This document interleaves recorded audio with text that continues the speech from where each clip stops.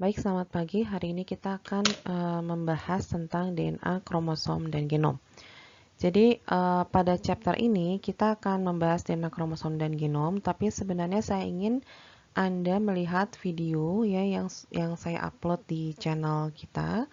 Itu videonya tentang living cells ya. Jadi Anda di sana bisa melihat menggambarkan kira-kira DNA itu ada di mana, kromosom itu ada di mana, genom itu ada di mana, ya. Itu akan membantu Anda untuk lebih mengerti tentang DNA, kromosom, dan genom. Selain itu, pada channel biologi molekuler juga saya sudah mengupload video yang menerangkan bagaimana sih DNA itu arahnya gitu ya. Jadi nanti kita lihat di sini adalah kalau misalnya arah DNA itu antiparalel itu seperti apa gitu ya.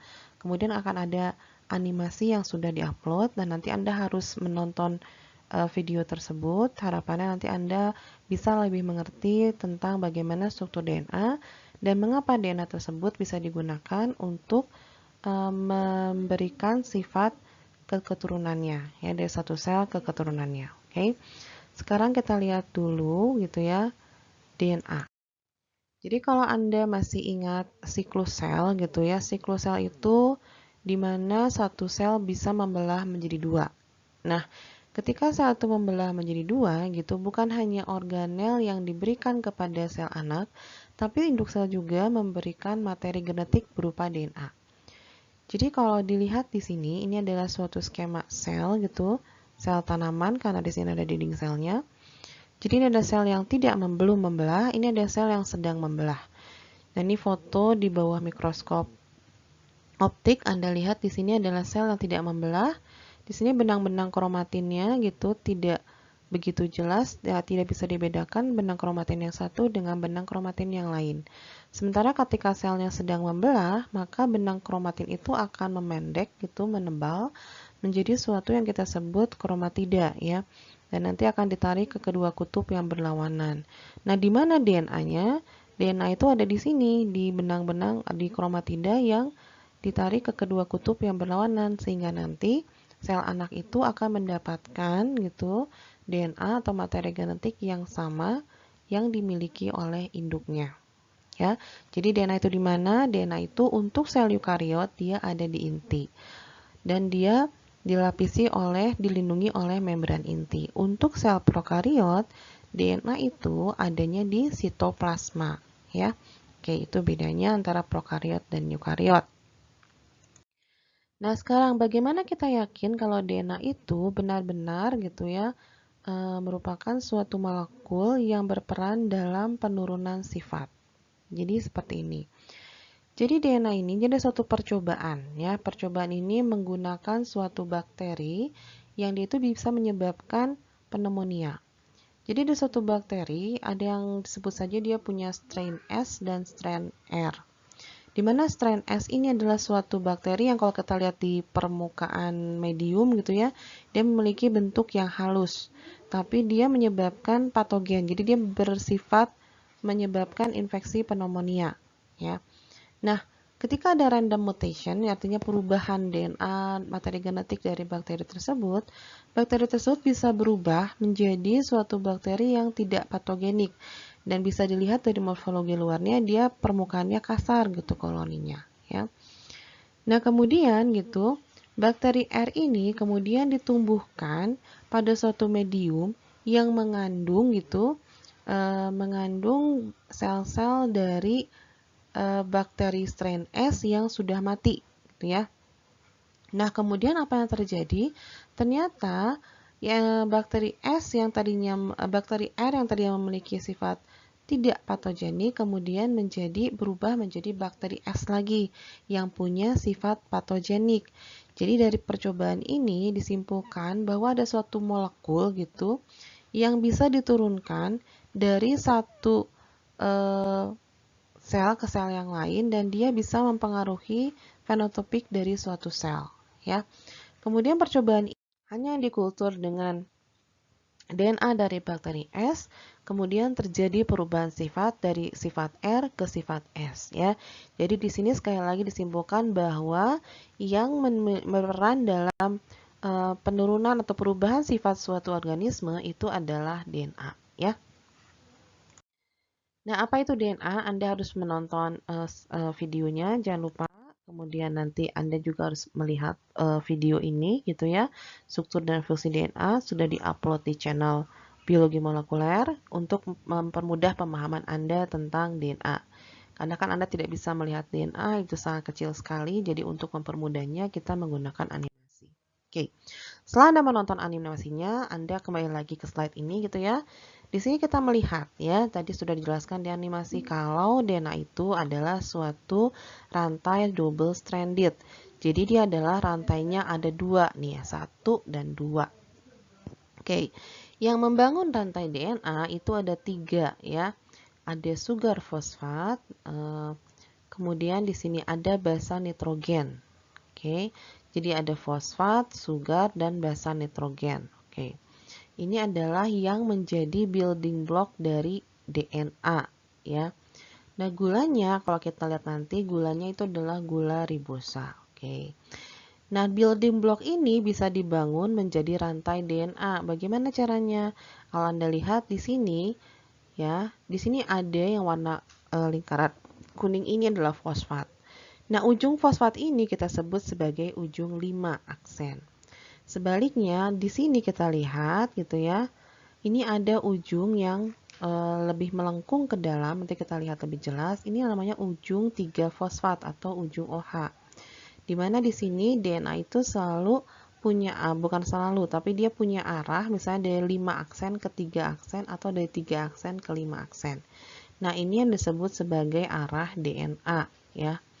Dan Anda lihat di sini ketika building block ini bergabung menjadi satu, maka dia menjadi rantai DNA. Nah, rantai DNA yang ada di prokariot dan eukariot adalah rantai DNA yang double stranded. Artinya double stranded dia memiliki 2 rantai ya. Nah, kalau Anda lihat waktu di quiz pertama gitu ya, ada yang disebut anti paralel. Apa maksudnya? Jadi dari sini Anda lihat ini adalah DNA-nya anti paralel. Artinya di sini dari arah 5 ke 3 dan di sini juga dari arah 5 aksen ke 3 aksen. Jadi kalau Anda lihat yang pasangannya ini, rantai yang ini dia selalu berpasangan, yang ujung 5 berpasangan dengan ujung 3 aksen, sebaliknya ujung 3 aksen dia akan berpasangan dengan ujung 5 aksen. Oleh karena itu kita sebut rantainya sebagai rantai yang anti paralel. Nah, kalau Anda lihat gitu, double stranded DNA ini tidak lurus gitu ya. Tapi double stranded DNA ini akan membentuk double helix dan double helix itu seperti ini penampakannya ya, double helix. Nah, kalau kita zoom out lagi gitu, ini adalah rantai DNA yang double stranded, di mana di sini ada basa nukleotida yang kita sebut purin dan pirimidin. Di mana purin itu guanin dan adenin itu akan berpasangan dengan pirimidin, timin, dan sitosin. Ya. Jadi adenin akan berpasangan timin dan guanin akan berpasangan dengan sitosin. Jadi kalau Anda lihat berpasangannya di mana nih? Berpasangannya dengan menggunakan ikatan hidrogen ya. Masih ingat kan ya? Ikatan hidrogen itu berarti ikatan hidrogennya ada di tengah-tengah dan di antara dua atom lain yang memiliki elektron yang lebih tinggi muatannya. Jangan lihat di sini. Jadi di sini ada ikatan hidrogen.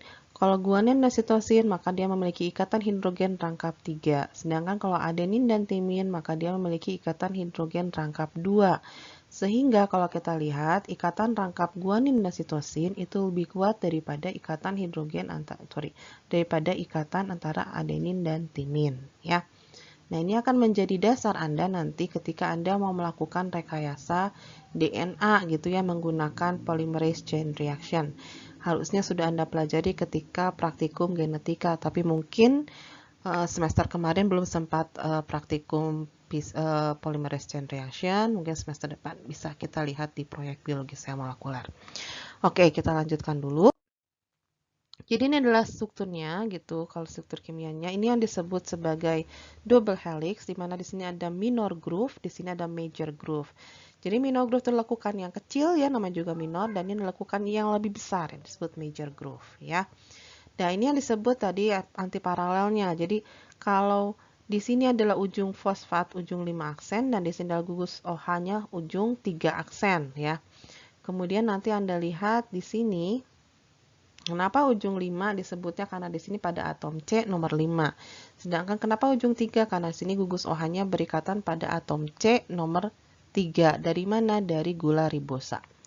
Jadi kalau Anda lihat di sini, ini bersifatnya antiparalel. Di sini 5 ke 3, ini 5 ke 3 ya. Jadi jangan lupakan lagi. Jadi arah DNA itu dari ujung 5 ke ujung 3, artinya di sini ada ujung 5 fosfat dan ujung 3 hidroksi ya. Nah, ini adalah yang disebut sebagai backbone fosfat. Jadi kalau Anda lihat, ini kan fosfat semua nih, fosfodiester semua. Ini yang kita sebut sebagai backbone fosfat. Ya, yang ini yang kita sebut sebagai ikatan hidrogen. Jadi ini ketika nanti replikasi Anda bisa membayangkan mana yang putus, mana yang nyambung gitu ya. Ketika Anda sudah mengerti di mana letaknya hidrogen, ikatan hidrogen, di mana letaknya backbone fosfat.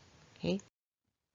Nah, dari DNA yang seperti itu, yang tadi strukturnya adalah double stranded dan rantai ganda, maka nanti akan diekspresikan suatu gen gitu, di mana protein tersebut akan menjadi misalnya protein yang berbeda. Gen A bisa mengekspresikan protein A, gen B bisa mengekspresikan protein B, dan gen C bisa mengekspresikan protein C. Nah, ini adalah gitu ya, kita kalau Anda lihat lagi nanti, ini adalah ketika kita membahas replikasi DNA ya, duplikasi DNA.